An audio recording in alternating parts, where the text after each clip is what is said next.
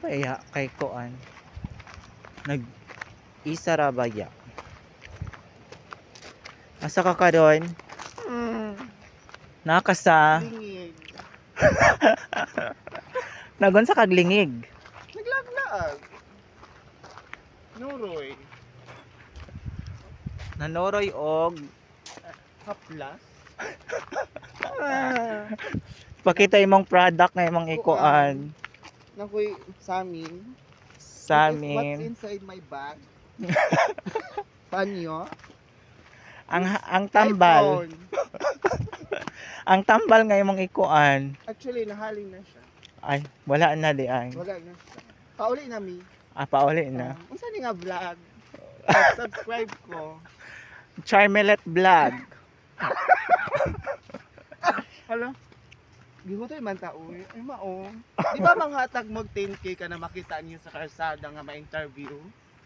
Wala pa mi cash karon, wala pa nakapa-Gcash. No, uy. Chuko na ba akong outfit manurig? Kuan. Okay ra. Mo nang dili isa ka na mo taga 10k. Kay murag dili man ka kuan. Pwede hatagan. So mani siya, actually among kauban is nag-una na. Magbaktas na lang ko pa yung Santa Maria. Hala. So pila income nimo sa isa ka adlaw, Zay? Kuan lang siya. 320 raman mong adlaw by adlaw mi. Dili dahi ka porsyento ana, Zay. Dili, wala. Bahala daw di mahalin basta na 320. So dili malugi yung kumpanya na. Di naman daw siya malugi. Basta 320 fix na siya. Pero na Dili daw mi mamaligya, basta matulog-tulog rami. pero na may allowance ana kada adlaw. 200 so mo kan mig 520 a day. Kanang Walang 200 mo na mahalin. inyohang pangkaon. Oo. Pero sa matala mi computeran. So Dili manurig haplas. so dili luoy ang inyong kuan, kumpanya ana. Maloy man mi, pero mamang good yang pasweldo. Yan siya, bahalag di daw mahalin. Di daw napugson ang tao. Ay mao ba? Oo. Di daw pugson. Ay di ay butter.